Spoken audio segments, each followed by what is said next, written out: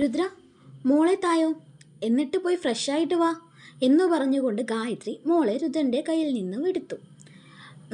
അച്ഛ പോയിട്ട് കുളിച്ചിട്ട് വരാട്ടോടെ ചക്കരെ എന്ന് മോളോട് പറഞ്ഞ ശേഷം രുദ്രൻ ഗായത്രിയെ ഒന്ന് നോക്കിയിട്ട് ഫ്രഷ് ആവാനായി പോയി. രുദ്രൻ കുളിച്ചു വരുമ്പോൾ അമ്മയും മോളും ഭയങ്കര കളിയിലായിരുന്നു. രുദ്രൻ അവരെ ഒന്ന് നോക്കി തോളിലിട്ടിരുന്ന ടവൽ ഉപയോഗിച്ച് തല തുവർത്താൻ തുടങ്ങി.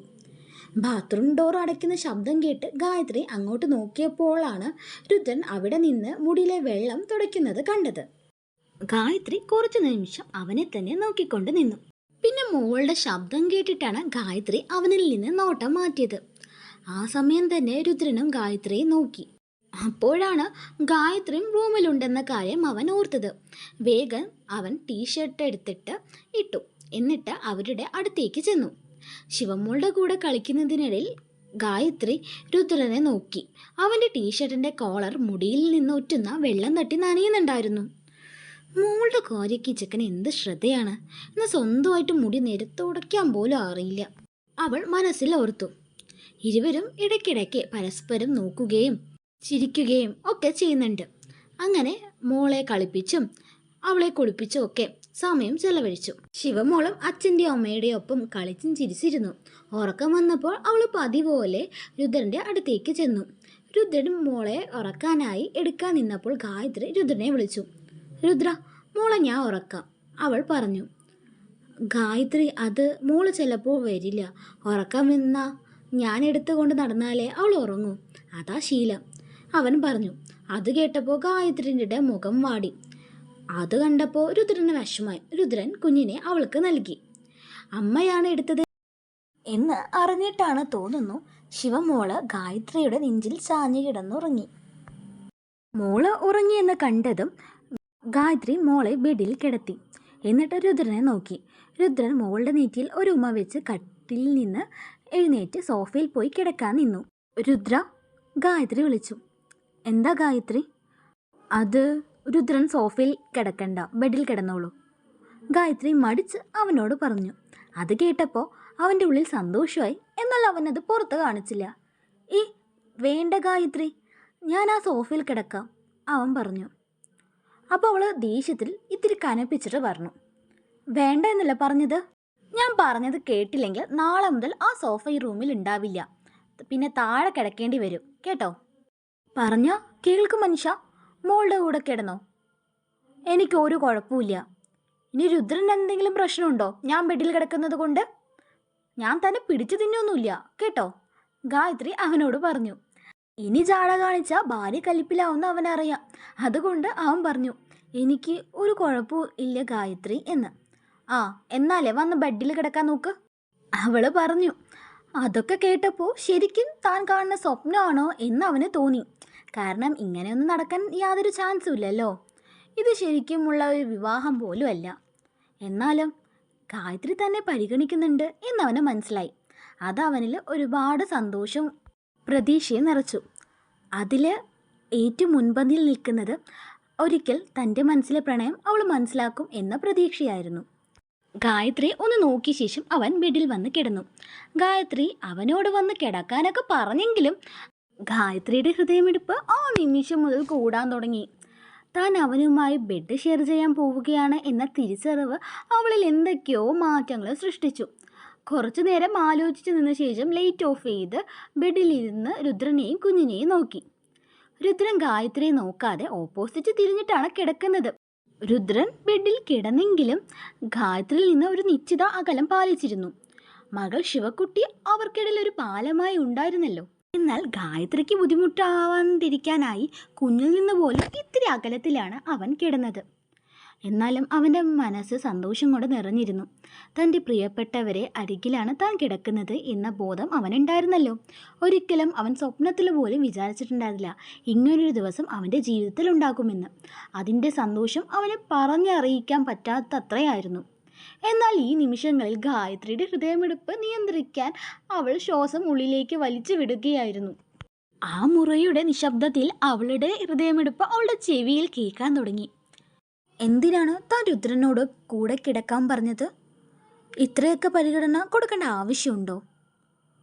അവൾ സ്വയം ചോദിച്ചു. പക്ഷേ ഇയാൾ എന്തിന് സോഫയിൽ കിടന്ന് കഷ്ടപ്പെടണം? എന്തൊക്കെ പറഞ്ഞാലും എൻ്റെ മോളുടെ അച്ഛനല്ലേ. വെറുതെ ആണെങ്കിലും എൻ്റെ കഴുത്തിൽ ഈ താലി കെട്ടിയ മനുഷ്യനല്ലേ. അതിൻ്റെ ചെറിയൊരു പരിഗണന മാത്രമാണ് താൻ കൊടുക്കുന്നതെന്ന് അവൾ വിശ്വസിച്ചു. അങ്ങനെ പറഞ്ഞ് സ്വയം ന്യായീകരിച്ചു. പെട്ടെന്ന് പിന്നിൽ നിന്ന് രുദ്രൻ പതിഞ്ഞ സ്വരത്തിൽ വിളിച്ചു, ഗായത്രി, താൻ ഉറങ്ങിയോ എന്ന്. ആ വേളയിൽ അവൾ പെട്ടെന്ന് അനങ്ങിയില്ല. മറുപടി കൊടുക്കണോ വേണ്ടോ എന്ന് ആലോചിച്ചു. എന്നിട്ട് അവൾ സാവധാനം പറഞ്ഞു, ഇല്ല എന്ന്. മറുപടി കൊടുത്തെങ്കിലും അവൾ തിരിഞ്ഞു നോക്കിയില്ല കേട്ടോ. രുദ്രൻ പറഞ്ഞു, താങ്ക്സ് എന്ന്. എന്തിന്? ഗായത്രി അവനോട് ചോദിച്ചു. ഇന്ന് എന്നെ ഇവിടെ കിടക്കാൻ വിളിച്ചതിന്. എനിക്ക് ഒരുപാട് സന്തോഷം തരുന്നുണ്ട് ഈ നിമിഷങ്ങൾ. പക്ഷേ ഇത്രമാത്രം സന്തോഷിക്കാനുള്ള കാരണം എന്തെന്ന് എനിക്കറിയില്ല. അവൻ പതിഞ്ഞ സ്വരത്തോടുകൂടി അവളോട് പറഞ്ഞു. അവൻ്റെ വാക്കുകളിൽ നിറഞ്ഞ ആത്മാർത്ഥത അവൾക്ക് തിരിച്ചറിയാൻ കഴിഞ്ഞിരുന്നു കേട്ടോ. പിന്നെ ഗായത്രിയും ആ സന്തോഷം അനുഭവിച്ചറിയുന്നുണ്ട്. ഗായത്രിക്ക് എന്താ പറയണമെന്ന് അറിഞ്ഞില്ല. അവളൊന്ന് മൂളി.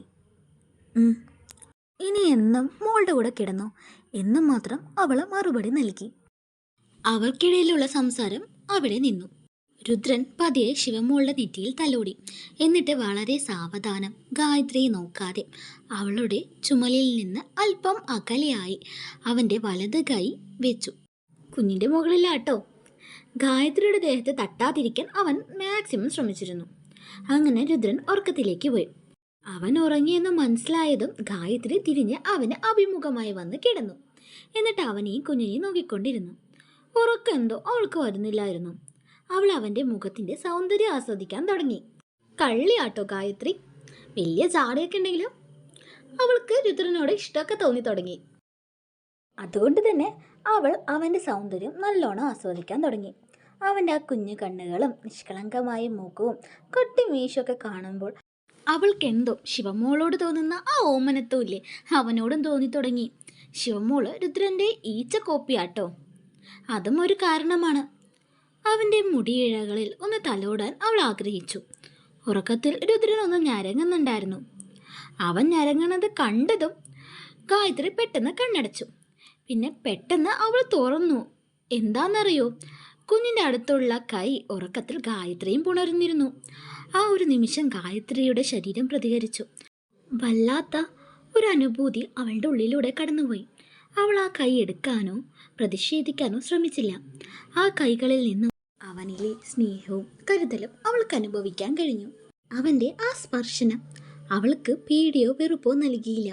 പകരം ഒരു സൗഹൃദത്തിൻ്റെ, ഒരു പ്രണയത്തിൻ്റെ സുരക്ഷിതത്വം നൽകുന്നതായി തോന്നി അവൾക്ക്. ആദ്യമായി അവർക്കിടയിലെ കൃത്രിമാകലം ഇല്ലാതാകാൻ തുടങ്ങി. അവരുടെ ആദ്യത്തെ സ്പർശനമായിരുന്നു അത്. ഗായത്രിയുടെ കണ്ണുകൾ പതിയെ അടഞ്ഞു. അവൾക്ക് തണുപ്പ് കറ്റാൻ രുദ്രൻ്റെ സാമീപ്യം മാത്രം മതിയെന്ന് തോന്നി. അവൻ്റെ കൈക്കുള്ളിൽ അവൻ്റെ കയ്യിൽ ചൂടേറ്റ് അവൻ്റെ കുഞ്ഞിനെ മാറോട് ചേർത്ത് പിടിച്ച് ഉറങ്ങാൻ തുടങ്ങി ഗായത്രി. അങ്ങനെ നേരം പുലർന്നു. ഗായത്രി ഇന്ന് എഴുന്നേൽക്കുന്നതിൻ്റെ സമയം നേരത്തെയാണ് അവൾ എഴുന്നേറ്റത്. ഇന്ന് എഴുന്നേറ്റതും അവൾ അവളുടെ അടുത്ത് കിടക്കുന്ന രുദ്രനെയും അവളുടെ കുഞ്ഞിനെയും നോക്കി. രുദ്രൻ്റെ കൈ അപ്പോഴും ഗായത്രി പുണർന്നിരുന്നു കേട്ടോ. അവൾ ആ കൈ നോക്കിയിട്ട് അതെടുത്തു മാറ്റാൻ ശ്രമിച്ചു. പക്ഷെ പറ്റുന്നുണ്ടായിരുന്നില്ല.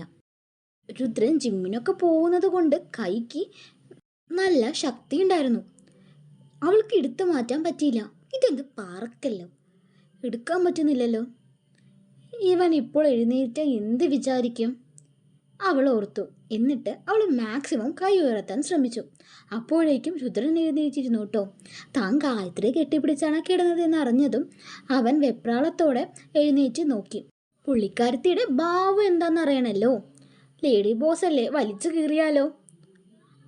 അയ്യോ മാഡം, ഞാൻ അറിയാതെ ചെയ്തതാണ്, വേണം പറഞ്ഞിട്ടല്ല, ഒന്നും വിചാരിക്കലേ, അവൻ വെപ്രാളത്തോടു കൂടി അവളോട് പറഞ്ഞു.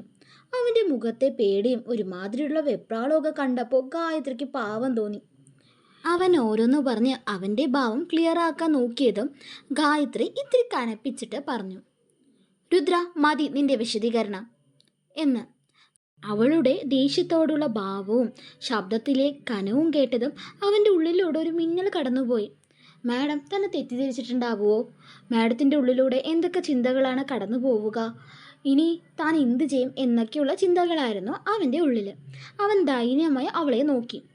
അവൻ്റെ നോട്ടം കണ്ടിട്ട് ഗായത്രിക്ക് ദേഷ്യപ്പെടാനും തോന്നുന്നില്ല, ഒന്നും പറയാനും തോന്നിയില്ല. അവൾ സമാധാനത്തോടെ അവനോട് പറഞ്ഞു, എടോ, വേണമെന്ന് പറഞ്ഞിട്ട് ചെയ്തതല്ലെന്ന് എനിക്കറിയാം കേട്ടോ. പിന്നെ താൻ എന്തിനാടോ ഇങ്ങനെ വെപ്രാളപ്പെടുന്നേ? എനിക്കൊരു അൺകംഫർട്ടും തോന്നിയില്ല, മനസ്സിലായോ?